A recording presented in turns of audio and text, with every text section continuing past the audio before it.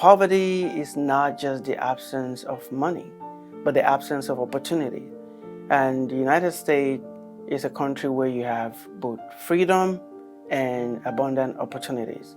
And moving to the United States has given me both. I grew up in Lagos, Nigeria. I came from a close-knit family. I was the third of four children. And the best thing that my parents gave me was the gift of education. Even though I came from a poor family, they gave me education with the instruction that this is the tool that will help me to dig my way out of poverty and ignorance. But what my parents did was that they instilled in us the value of faith, hard work, and not giving up. They made us realize that if you put in the work, you will definitely get the reward. I came without a dime in my pocket. All I had was big dreams, determination to succeed, and the resilience. I got my first job at the age of 14. My job was on a construction site. My duties were to move concrete on a large pan from one end of the construction site to another one. I worked on that day from around 6 in the morning to about 7 at night. At the end of the day, the employer refused to pay me. And the reason was because she did not authorize the foreman to hire me. So I worked from sunup to sundown and didn't get paid. That tore up my spirit. And from that moment on, I decided that I was going to become a lawyer. And I was going to use every ounce of strength within me to fight against injustice, regardless of how powerful the opponent is. I am a man that worked my way up from nothing. I know what it means to feel like you're being unfairly treated, and I'm the person that can stand up to opponents regardless of how big or how powerful they are.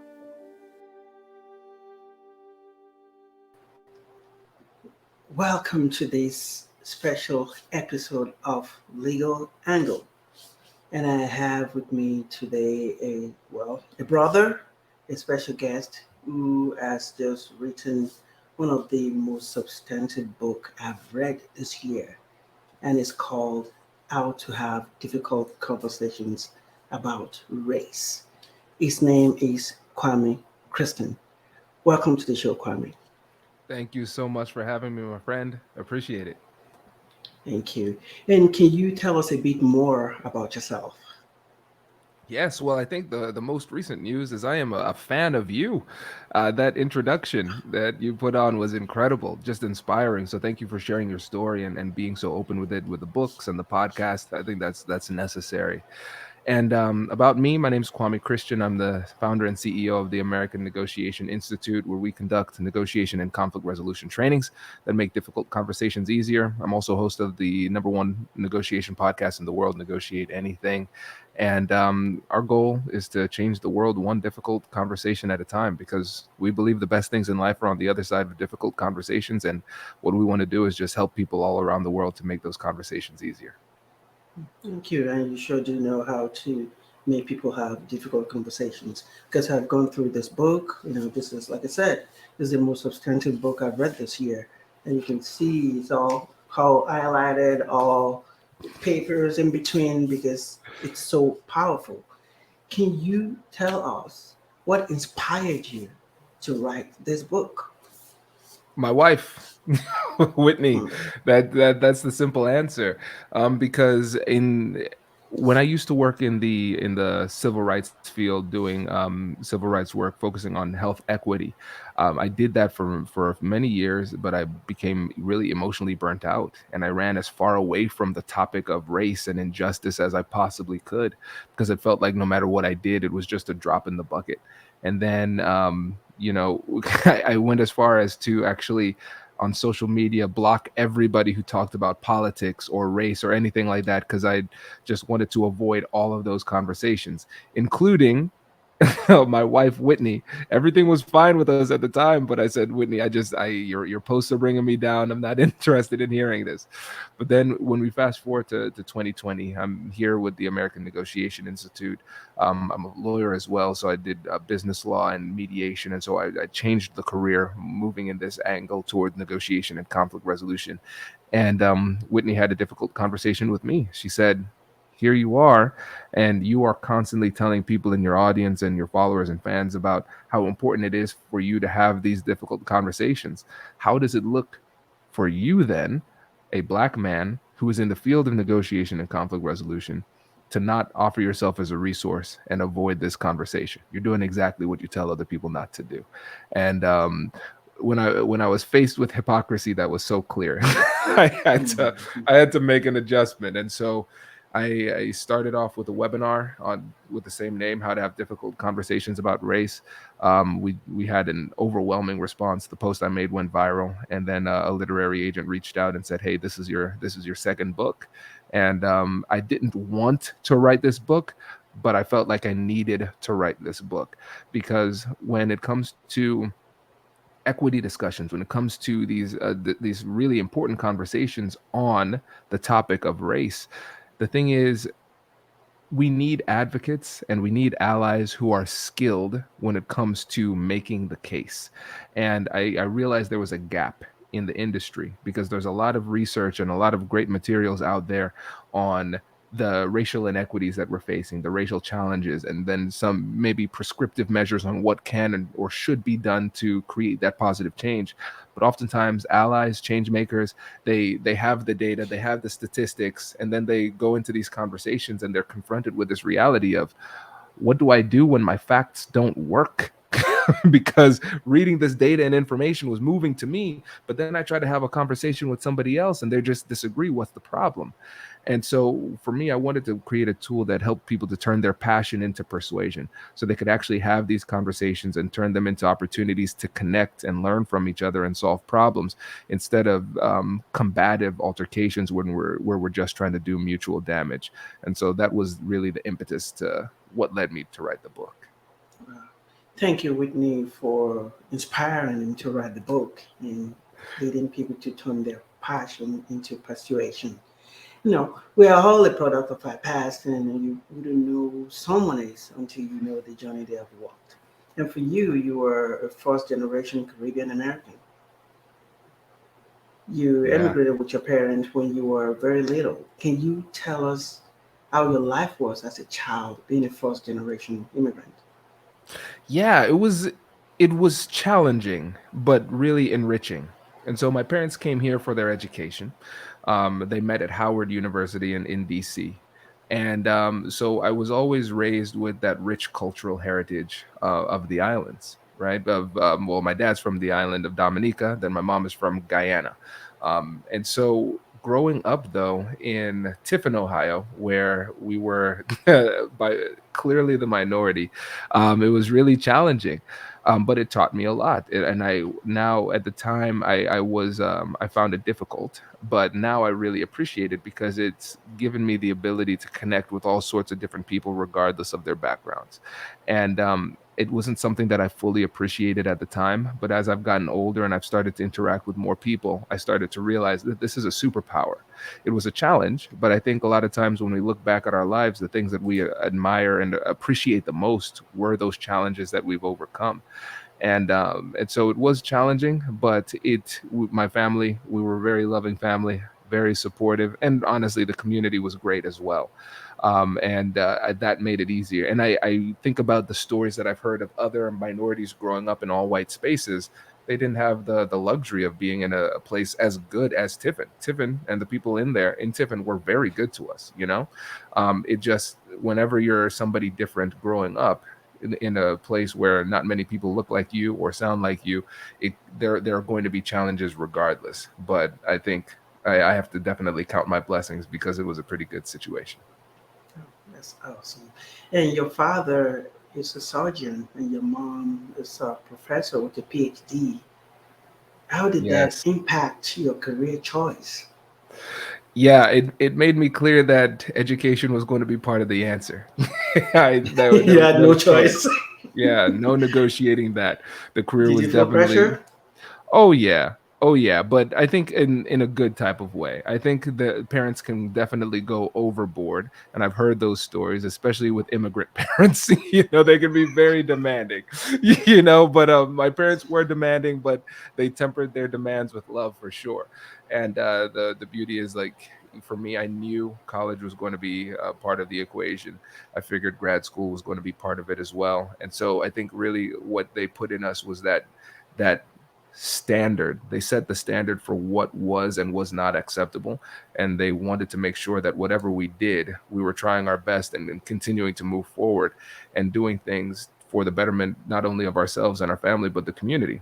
And so you're seeing what I'm doing here. But my brother, also Kobe Christian, he is in politics and he's trying to create positive change by being one of those behind the scenes political operatives, living that really that brisk walking, fast talking type of lifestyle that is a little bit too stressful for me. But it was really great having that. And as a child, I don't think you fully appreciate just how impactful that can be. But constantly having their support, their love and support and guidance was really meaningful because it helped us to keep on this striving for more. So, what inspired you to become a lawyer? Great question, man. And so I was studying psychology in undergrad. So I was studying psychology, and I was getting a minor in Spanish, and I wanted to be a therapist. That's what I wanted to do. And then I realized that if I went into therapy, either I decided to be a psychiatrist or a clinical psychologist, I realized that my impact would be limited because I would be working with one person at a time. And so I said, well, if I get into politics or policy making, then it puts me in a position to help more people at the same time. It's more efficient. So I'll be a politician. That's what I'll do. And so I decided to add another minor. And so I got a minor in foundations of law. So it was a psychology degree, minor in Spanish, and minor in foundations of law. And then I went to law school at Ohio State and I got my master's of public policy at Ohio State as well, dual degree. And I learned something really, really important while I was there. I learned I don't want to be a politician. And so I was saying, what am I going to do? I have this degree and my plan has been thwarted. What am I going to do? And so I discovered negotiation while I was in school. And it was the first time I saw psychology so clearly represented in the law. So I was really just enamored with it. And then it was the first time I realized this really important point: your ability to negotiate, your ability to resolve conflict and advocate for yourself is a skill, not a talent. You can get better at it. And so for me, as somebody who was always a people pleaser, this was a mind-boggling revelation. And so then I started to invest more in negotiation and focusing on that. And so our school had negotiation competitions, and my partner and I, we won the competition at Ohio State. That gave us an opportunity to represent the school at the regional competition for the American Bar Association in Ottawa, Ontario, and then we won that as well. And then we made it to the semifinals of the national competition in New Orleans. And so I was hooked. And so I said, no matter what, negotiation is going to be a massive part of what I do. I don't know exactly how I'm going to weave this in, but I'm going to figure it out. But more specifically, I want to I want to help people to recognize that they can improve their lives and improve their ability to advocate for themselves, because that's really important. It was a revelation that I had through this process, and I wanted to be able to share that with the world. And that's where we have the American Negotiation Institute. Wow. And you've largely been able to achieve that. Even reading this book, there's a lot of psychology intertwined with law and negotiation. It's a combination of all your passions in one book. Exactly. Thank you. Yep. That's exactly it.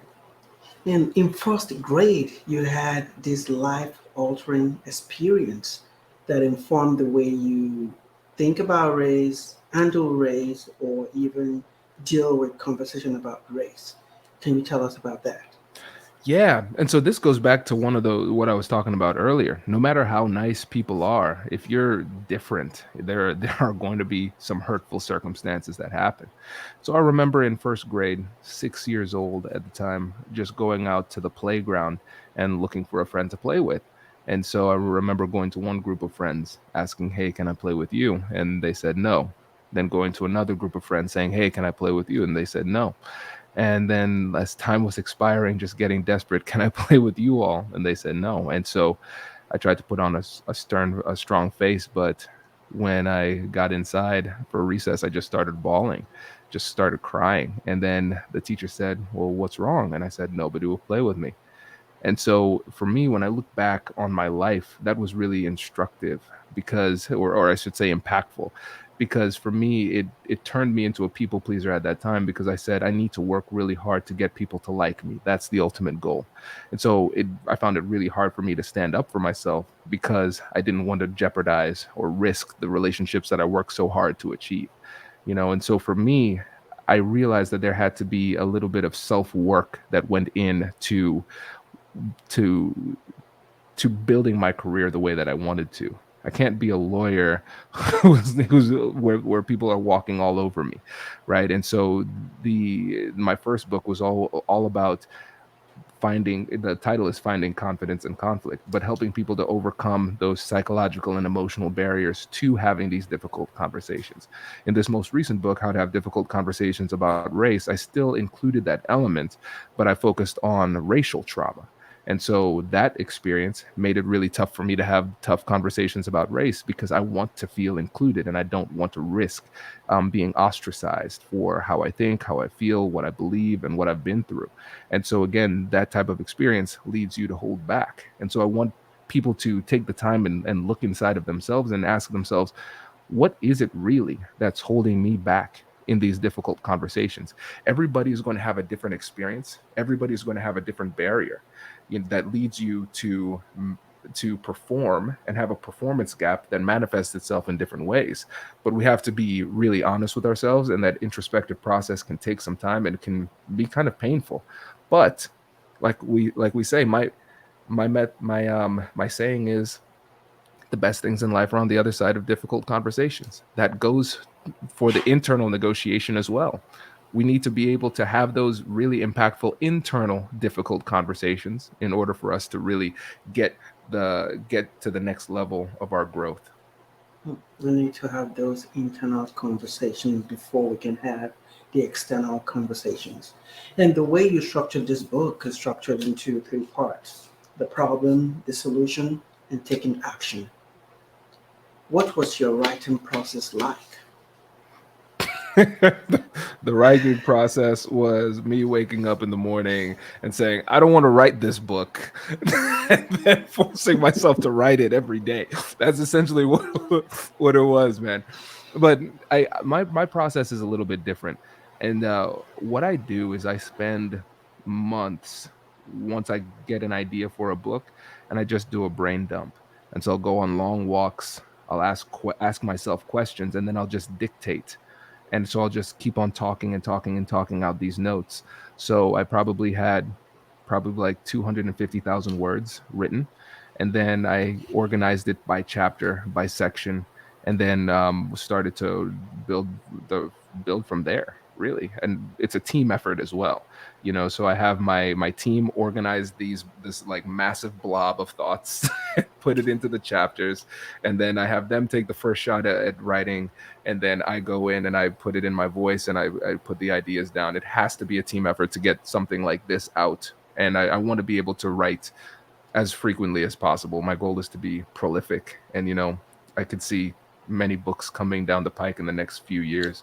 But the one of the challenges is that a lot of times the things that you want to write are so clear in your mind, and when you first expose it to other people, they're like, what are you talking about? I'm like, don't you see it? Why can't you see this? And it's a humbling experience because you can't just give your ideas raw. They have to be more refined, and you have to have multiple eyes on it. And I thought I was done with this book like 7 different times. Tell me about that. Oh my gosh. I thought I turned in the manuscript. I was like, I'm done. And it's like, no, we have barely begun the process at the manuscript portion. It was really challenging, but I liked and this was a lot of the influence of the publisher. I really appreciate working with them because the clarity and the organization. really was a massive push from them. They really pushed me to organize it in a way that was really easy to follow, that built on each other, like where each chapter, each section built on each other. And for me, with me being a nerd in psychology and negotiation and persuasion, I'm like, listen, let's right after this intro, we get straight to the tactics. That's what I want to do. Strategy, tactics, psychology. That's all I want the book to be. They're like, hold on, Kwame, hold on a second. We need to build this up the right way. And I appreciated it, and I understood it. And yeah, the book, the the partnership that I had with the publisher and the editors and things like that really is what made the book. Because when you think about like what the original manuscript looked like, it's a completely different product by the end of it. Yeah, and yeah, it's reflective in the final product because every page is like a power punch of Thank you. information. Yes. And you mentioned in the book that the reason everyone should be talking about race is simply because of the word care. Can you elaborate? Yes, and you would love this little tidbit. The first, that's chapter 1. Why should we be talking about race? Fun fact, that chapter was the very last chapter for me to write. It was the last one. And I didn't want to write it because I was burnt out at the time. But the publishers were saying, listen, there's something missing. Like we're not understanding, we haven't really conveyed why we should have the conversations. It's like we're starting at the wrong point. So we're starting with the assumption that everybody already thinks that we should have these conversations. And one of the things it was really tough for me is that the answer seemed so obvious that I couldn't articulate it. It took me weeks to even get started writing that. They gave me the mandate. Why should we have these conversations? It took me weeks before I could even put it together. And I think sometimes when things are obvious, it's really, really hard to see. And so it just comes down to the word care. Like, what do we care about? We care about our colleagues. We care about progress. We care about fairness. We care about making the world a better place. Those are things that we care about. And you never hear somebody say, you know what? I care about this thing so much that I just refuse to talk about it. Like that's not how people show that they care, right? And so if we really care, we have to have these conversations. And if we really want to do something, we have to be able to talk it out because conversation has to come before action, especially before coordinated action. And if we're trying to really change the world, we're trying to have a positive impact on the world, it's not something that we can do alone. We're going to have to work with other people, people who are like-minded, people who might see the world differently. But regardless, conversation is going to be a part of it, and we're not going to have those conversations unless we do care. And why is race itself a difficult conversation to have, especially between people of different races? It's not that difficult if you're talking to someone that is like you. Why is Yeah, it difficult to have in a cross section space? I think it comes down to one word, and it's emotions. Emotions are what make these conversations so tough. But why are these conversations more emotional? I think that comes down to two things: morality and identity. So, morality, what does it mean to be a good or bad person? And identity, what does it mean to be a person like me? What does a person like me think? What does a person like me do? And a lot of times, what ends up happening is our conceptualizations of identity and morality are threatened by these conversations when somebody brings in a different perspective. And that triggers a heightened level of emotionality. And so you see a lot of defensiveness coming in because people want to focus on just naturally. This is a natural human response. They want to protect themselves in this situation. And they want to put themselves in a position where no matter what happens in the conversation, I can still feel like I'm a good person. And I believe that you see me as a good person. And when it comes to the identity, I want you to respect who I am. And I want you to respect my lived experience and not deny my lived experience without treating me with respect by listening. Right. And so whenever those things seem to be threatened, it leads to a heightened emotional response. So I want people to be able to anticipate that in themselves and in others, and also have a playbook that they can resort to so they can actually know what to do when those predictable emotional responses present themselves. Because the thing is that it's a really tough situation, but people's emotions don't play by our rules. And so even if you don't feel as though somebody has the right to feel the way that they feel, it doesn't change the fact that they do feel the way that they feel. And now, if you want to have a productive conversation, you have to do something about it.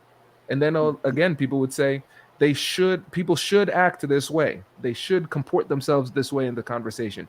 Cool. Well, listen, as a parent, sometimes I think my kids should do certain things. Doesn't change the fact that they don't do that. And I have to have a conversation.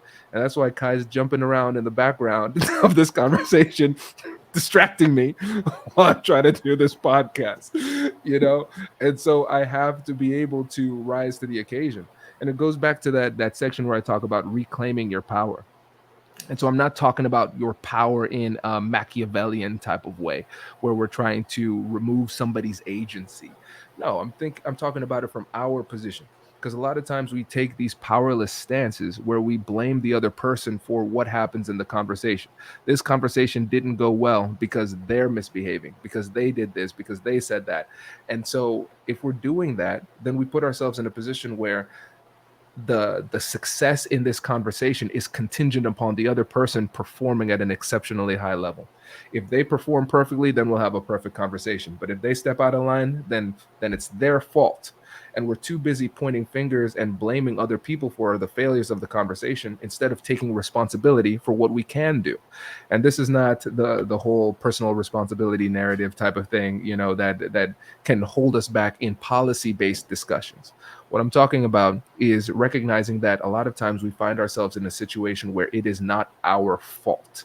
And then we recognize that something needs to change.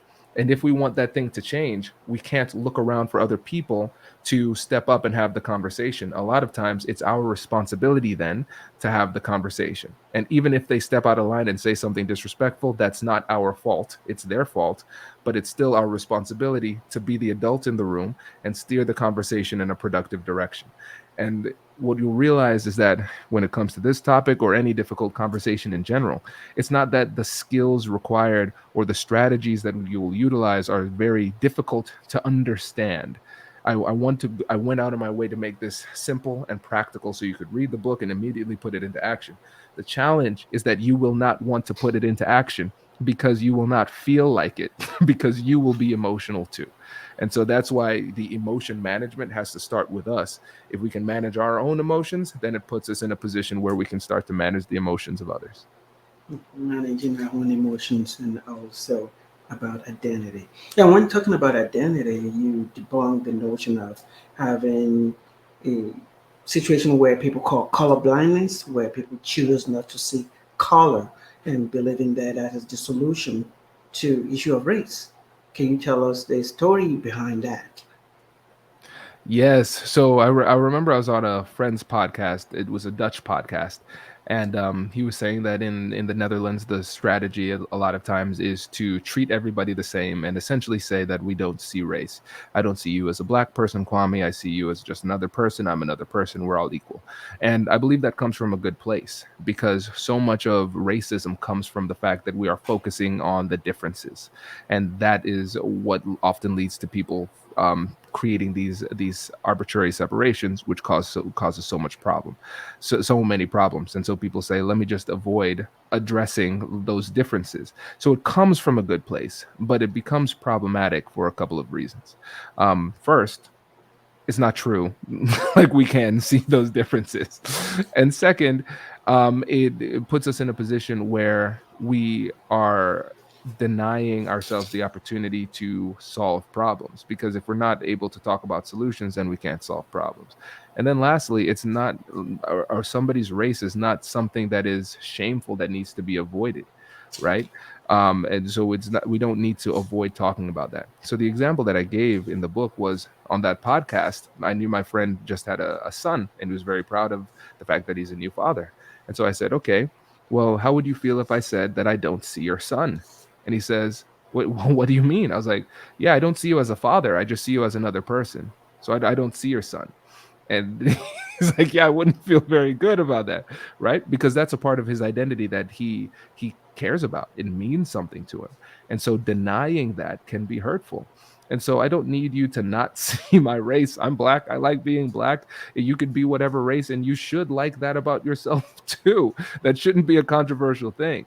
And I think it comes down to learning to be able to be a little bit more comfortable with acknowledging that and recognizing that the acknowledgement of race as a thing does not make you a bad person. Acknowledging race doesn't make you a racist, right? And so a lot of times those are the types of self-limiting beliefs that can hold us back and inadvertently do damage in the process.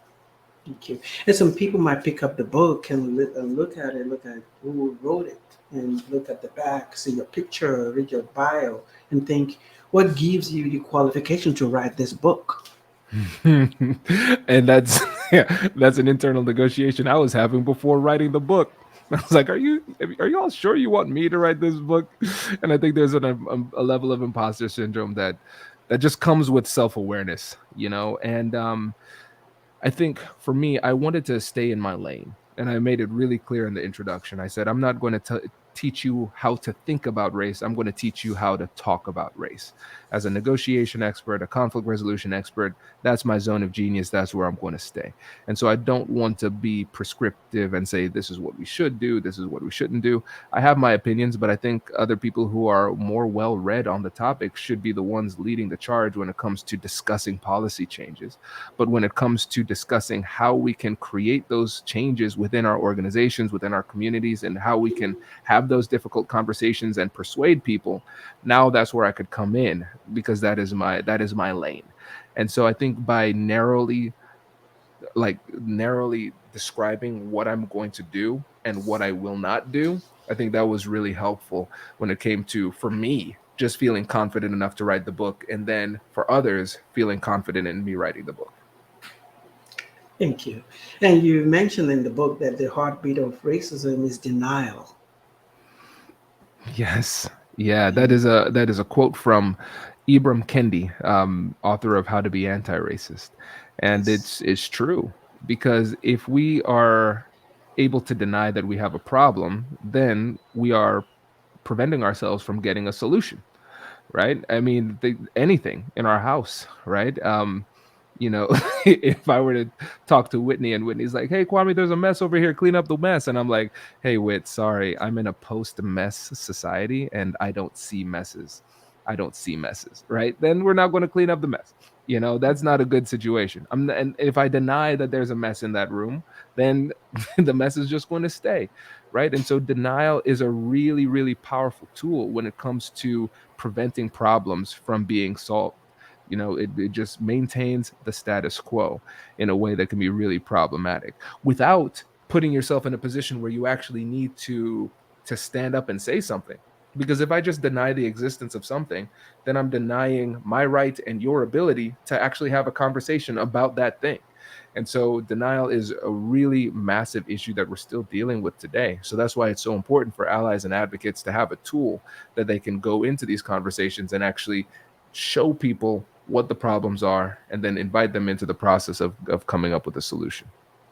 Thank you. And you did address even the denial syndrome when it comes to common with people of color when they tell their narratives about issue of race.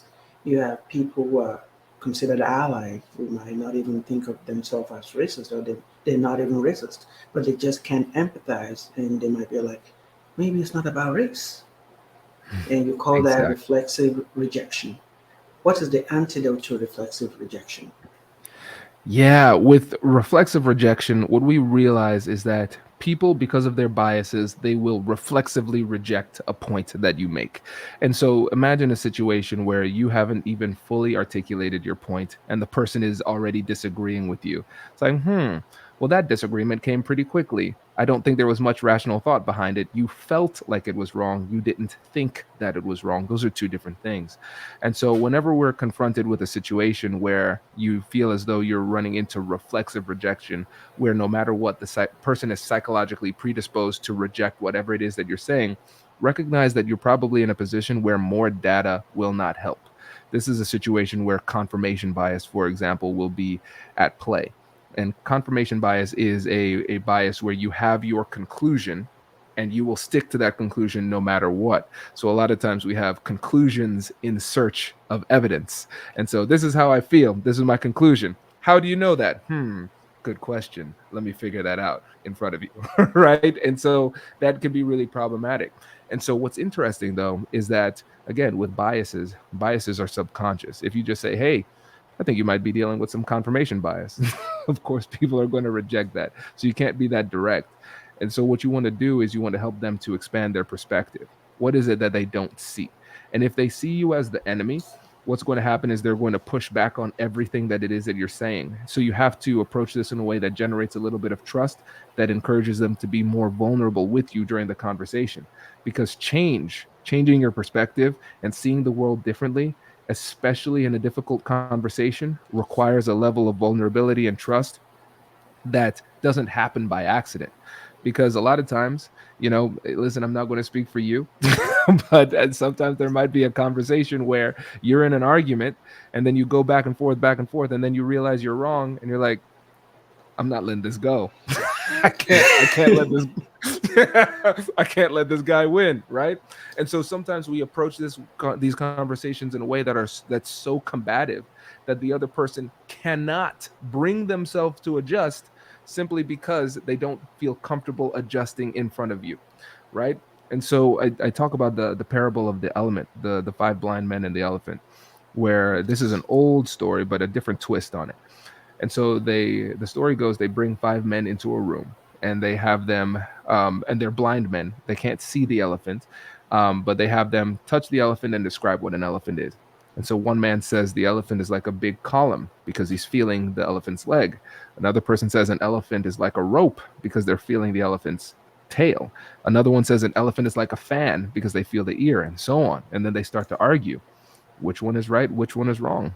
They're all right and they're all somewhat wrong as well, right? And so a lot of times in these situations, people have these blind spots that they don't know that they have. And so what I want to do in these conversations is I want to help them to see the rest of the elephant so they can get a more complete picture. And so I'll ask them a question to see what it is that they understand and what it is that they don't understand. And eventually you'll ask a question where they don't have the full answer. That triggers a little bit of curiosity, which allows them to be a little bit more open to learning more. So at the end of the conversation, I want the person to say, "Yeah, I started to see things a little bit differently after talking to Kwame." I don't want them to say, "Yeah, Kwame beat me into submission and I had no choice but to acquiesce." That's not the approach that we want to take in these conversations. Okay. And you also did acknowledge that talking about race, especially with this conversation, you are highly likely to make mistakes. So, Yes.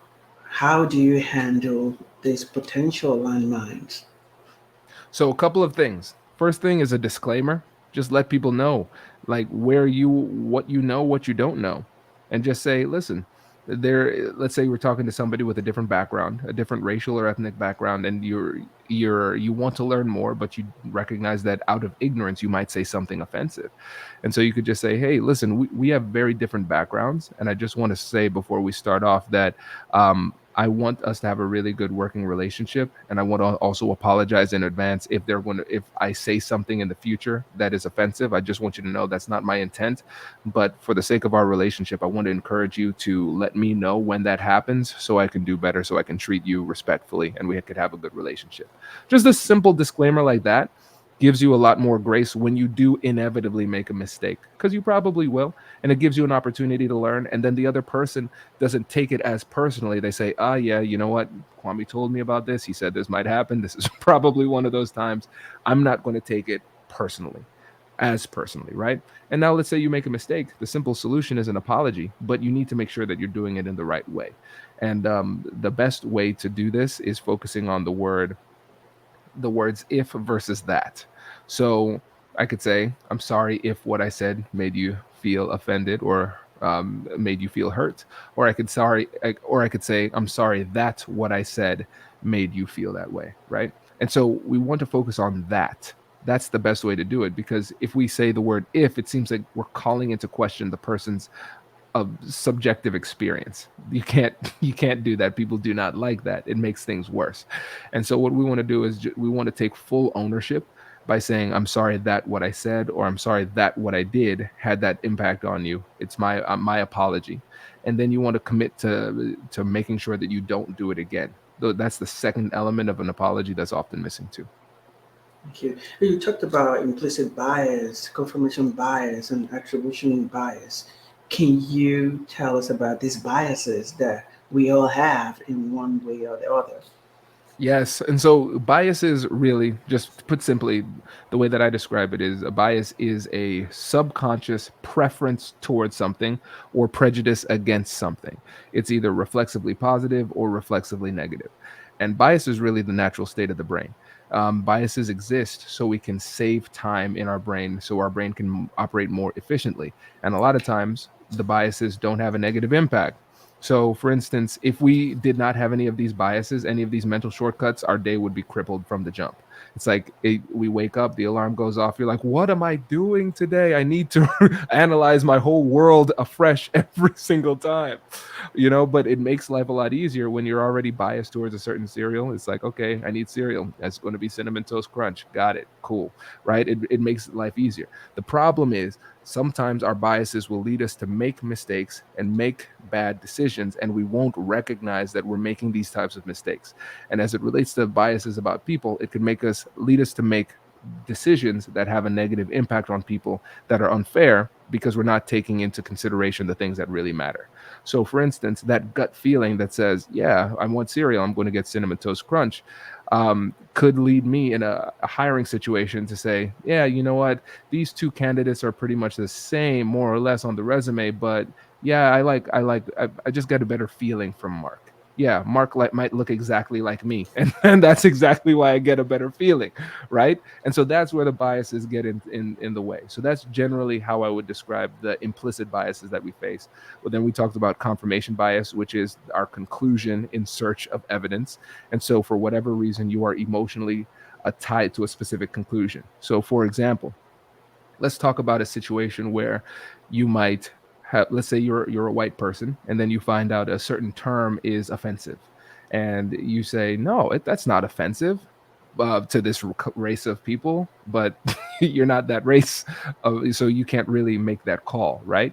And so let's say hypothetically that they grew up at a time and in a place where everybody said that type of word, everybody used that term, and so the emotional tie that is leading them to say that it is okay to use that word comes from the fact that if they believe that the people who use this type of word are making a racial mistake, then they have to believe that the people from their childhood that they love and respect were making those type of mistakes. And that goes back to what we were talking about with morality. I don't want to believe this because of what it means for all of the people that I know and love from my hometown. And that could be the genesis of the confirmation bias. And then the affinity bias is essentially, I like you because you are like me. I see you as one of us, and so therefore I see you as my on my team, so I have a prejudice or a preference toward you, right? And so the affinity bias is something that can really get in your way when you're having these difficult conversations, because again, you're going to have that preference toward people who are like you. And when it comes to making decisions, a lot of times we conflate trustworthiness or worth with familiarity, and that could be really problematic. Yeah. And you did have a prescription for hiring when people see resumes and say they see funny names that doesn't look like theirs, they end up not calling them for interview. I actually had an experience like that when I was looking for work. I sent out resumes with my name, Emmanuel Olawale. I didn't get a call back. So I changed my name to I put an apostrophe in front of the O. So it became Olawale. So a lot of employers thought I was Irish until I showed up and they see this black African guy with an accent, and I still didn't get the job. So, Right. Oh man. Yep. so I how feel you. do I mean, we deal with this? yeah, I think, well, in those situations, we have to put in structures in place to fight those biases, because there are like the example that you gave has been demonstrated over and over again with different resume studies. The same resume, for example, in one study, it was just callbacks based on the name, and they just changed the name, a Brett versus Jamal, for example. And so the person who is a Brett is going to get 25% of the time they're going to get a callback, but the Jamal, I think it was 11%. It was pretty significant. They did the same thing with white and Asian sounding names, and again, it was pretty significant. The gap, 21% for the white sounding name versus 12 or 15% for the Asian sounding name. So this is a serious consideration. And so organizations have to do different things in order to figure out how to address those types of biases. If not, those affinity biases, for example, will get in the way. So, for example, using a panel of interviewers, not just one person, right? So you have many different diverse voices in the interview, listening and hearing from the candidate. The other thing you could do is blind interviews to a certain extent. So you apply, but you don't include your name, and then the people who are evaluating the resume don't know about name, gender, those type of things, right? And so what you have to do is you want to create these systems put these systems in place where they don't have those same biases, so that you can make those adjustments and feel a little bit more secure in the fact that you're making a better decision. Thank you.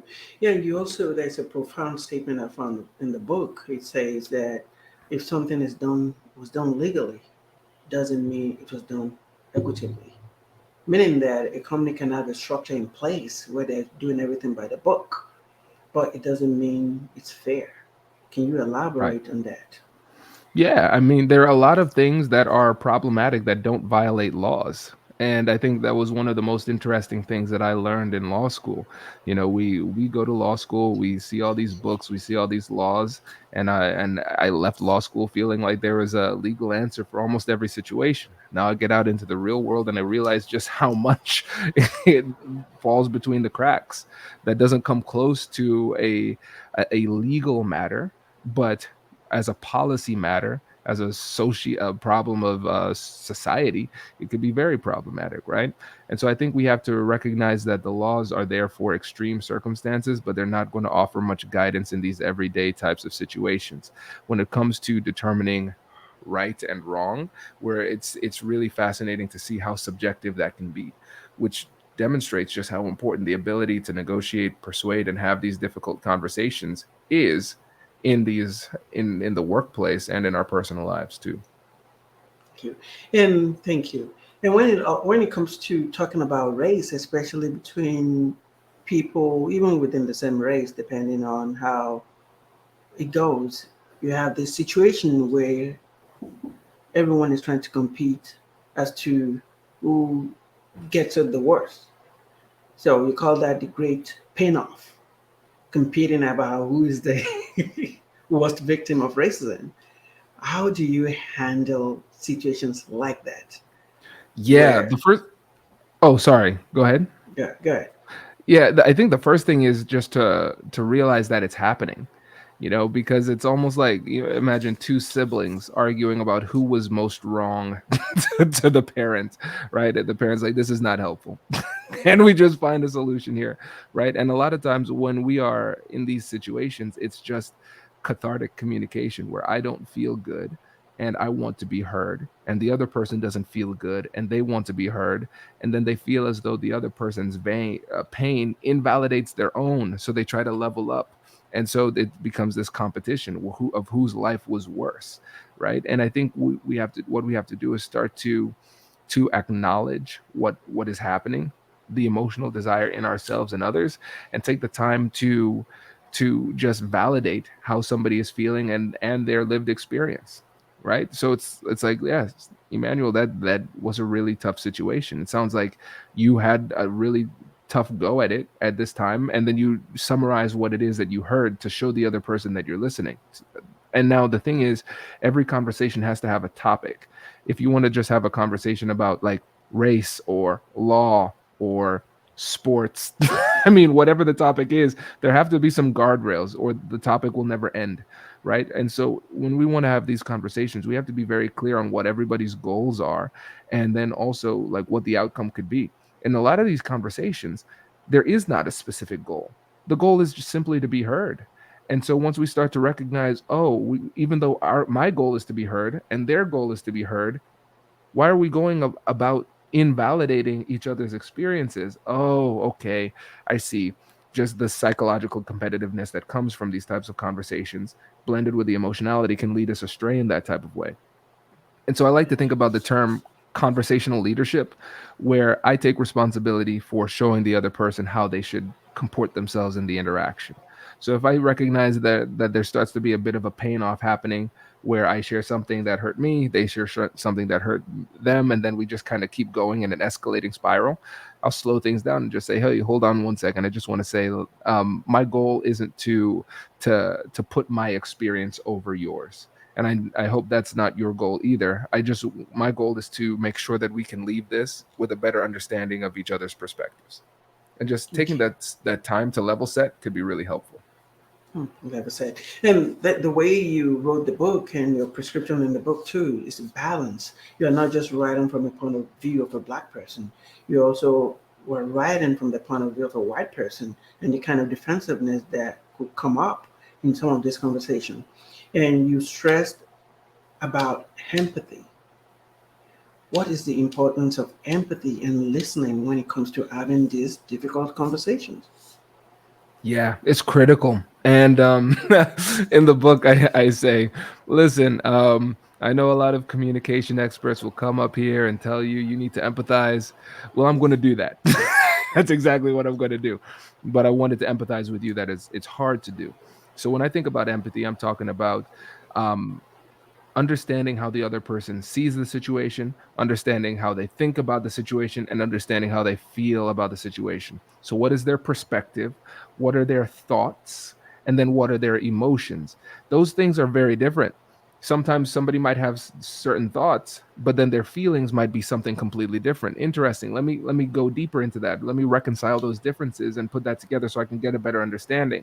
Oh, you're coming at this from a different perspective. You're coming at it from your lived experience based on this situation, and I'm coming at it at a different perspective, right? So I want to know where you're coming from, not just focus on imposing my viewpoints on other people.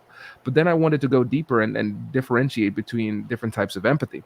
We have automatic empathy, which just happens by itself because you look at the other person and you see them as one of your own. But if you look at the other person and you see somebody who is not on your team, then it becomes much harder to empathize with the person. So, for instance, if we're watching sports and the person on our team hurts their knee, we might see ourselves like grimace, like, "Oh, ouch," or we might even grab our own knee just out of just sympathetic pain. Naturally, that wasn't a choice. But then if we see somebody else on the other team get hurt, we don't respond that way. We might even celebrate, right? And so what we have to do is we have to recognize that if there are different levels of, if there are differences between you and somebody else, racial differences, gender differences, anything like that, it makes it a little bit harder for you to empathize, and you have to focus on it. And we have to remember empathy is a skill as well. Empathy is something you can improve with time and practice. And so people saying, "Hey, Kwame, I'm not very empathetic. What do I do about it?" Practice. I mean, what do you're not good because you're not practicing it. So practice. You're not going to be good at anything if you don't practice. And a lot of times we over intellectualize these challenges when the solution is just to do it and practice so you can do it better. You have to practice empathy. Otherwise, we can have these difficult conversations. You have to be willing to at least listen, put yourself in the other person's shoes, and try to see what perspective they're coming from.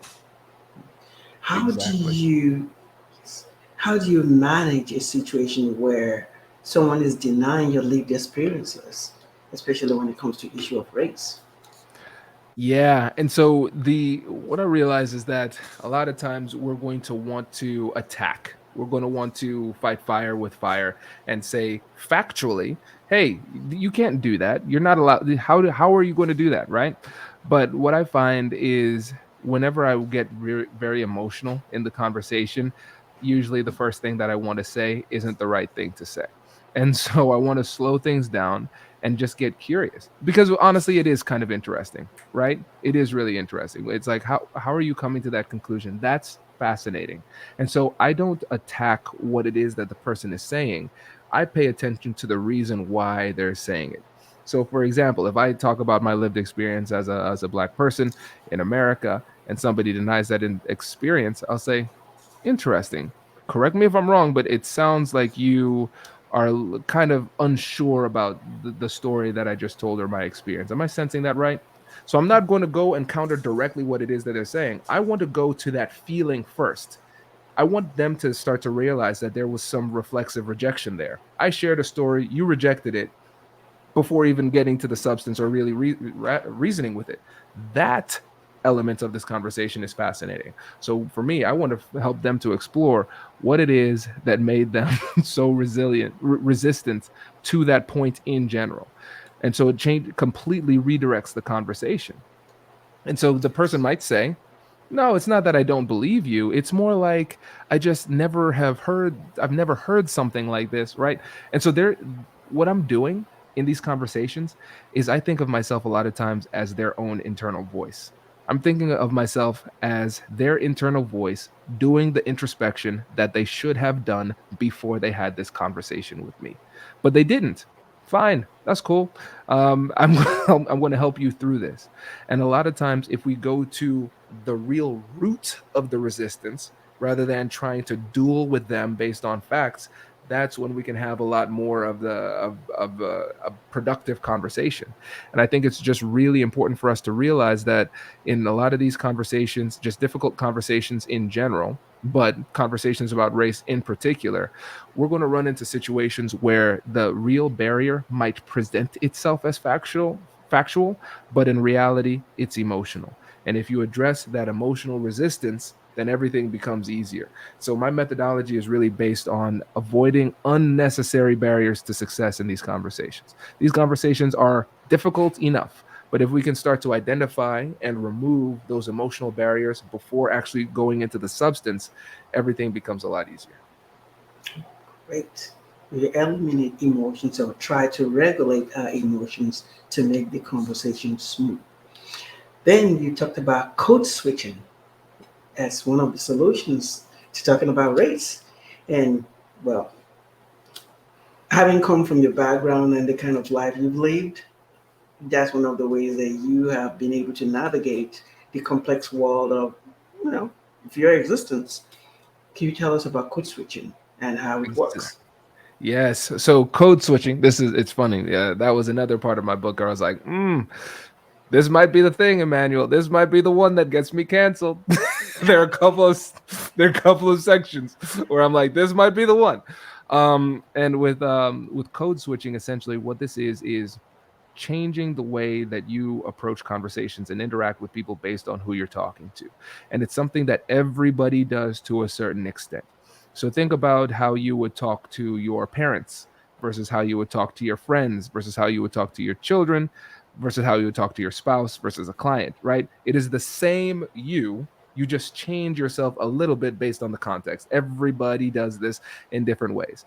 Now, when you think about it as cultural code switching, now we're talking about code switching based on the culture. So, for instance, the way that I talk to my white friends is different from the way that I talk to my black friends. The way that I talk to my African American friends is very different from the way that I talk to like my West African friends and my Caribbean friends, right? And so I tell a story in the book where I was talking about code switching with one of my black friends, and he said, "Yeah, I don't code switch. I am who I am. I don't adjust myself for white people or anybody." And I said, "Do you realize I'm code switching with you right now?" He's like, "What do you mean?"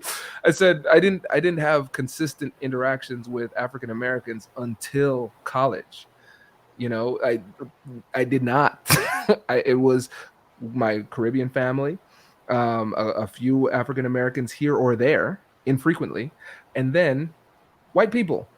And so learning how to code switch with African Americans came in college. And so for me, I can still be very authentic, but adjust myself slightly based on the cultural context. Now, the important thing is when you're code switching, the only way you can code switch in a respectful way is if you genuinely know a lot about the culture. If you have been around people in the culture. If you have not, then it just seems like mockery, and then you're in for trouble because it comes off as very disrespectful.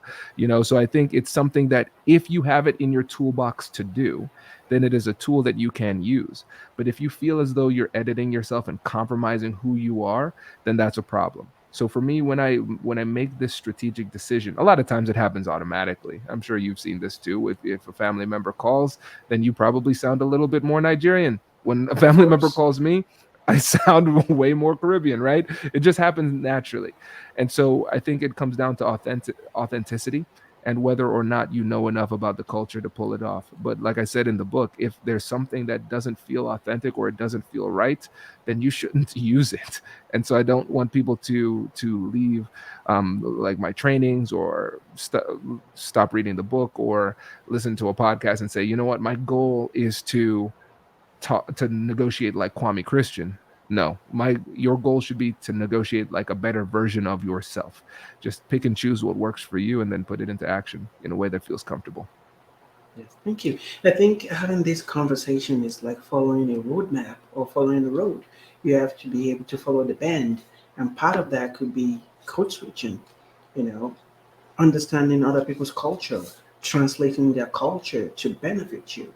You know, that's how humans survive. Otherwise, you might find yourself not being understood and not being able to understand other people.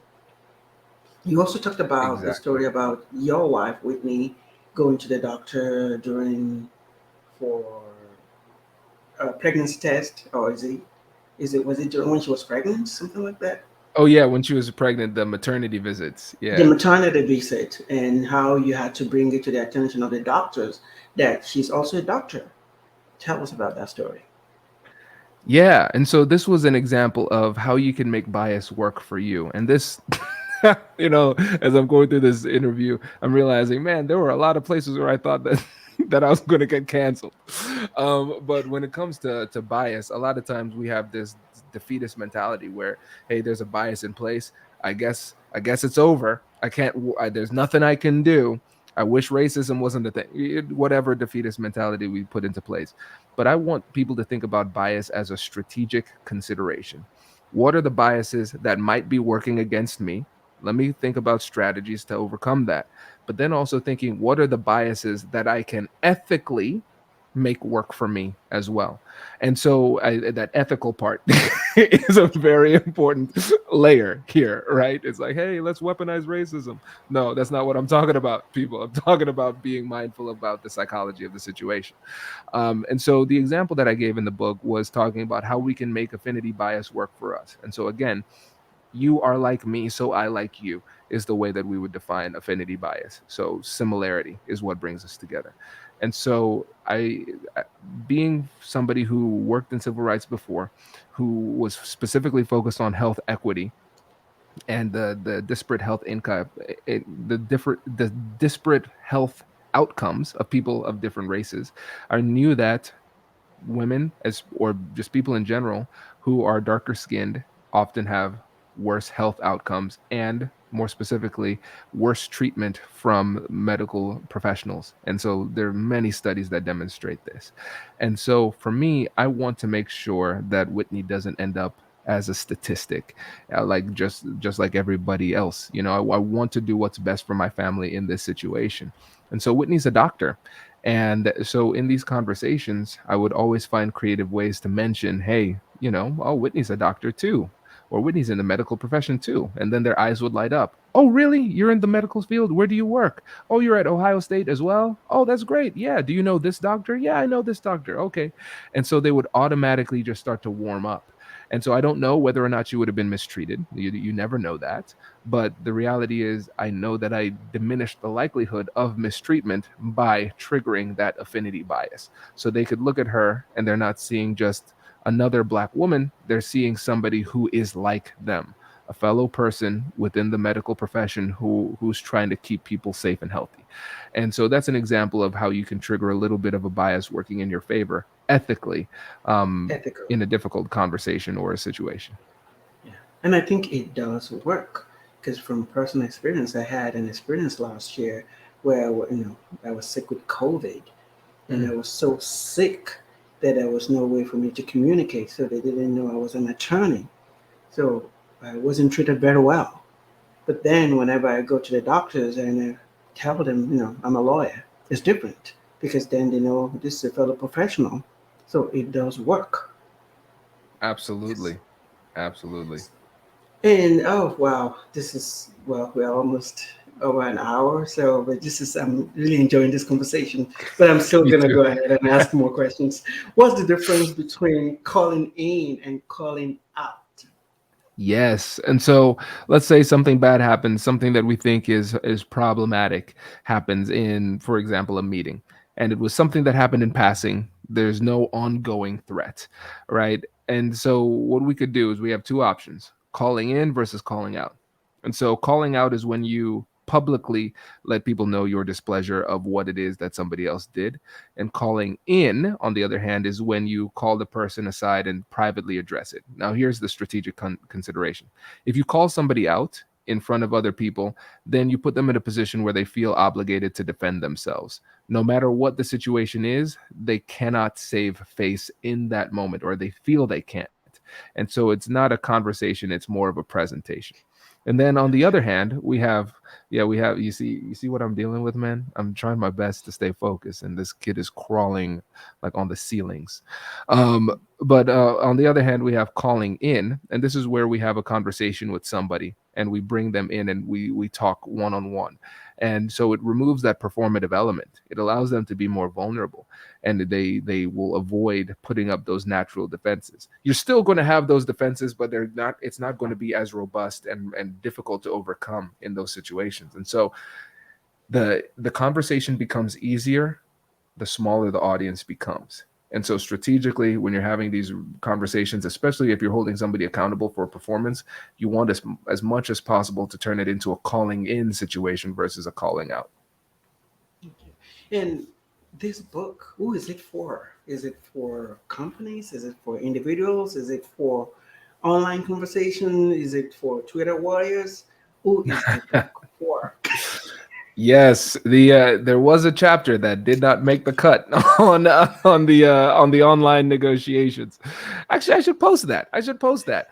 But yeah, like all of the chapters that didn't make it.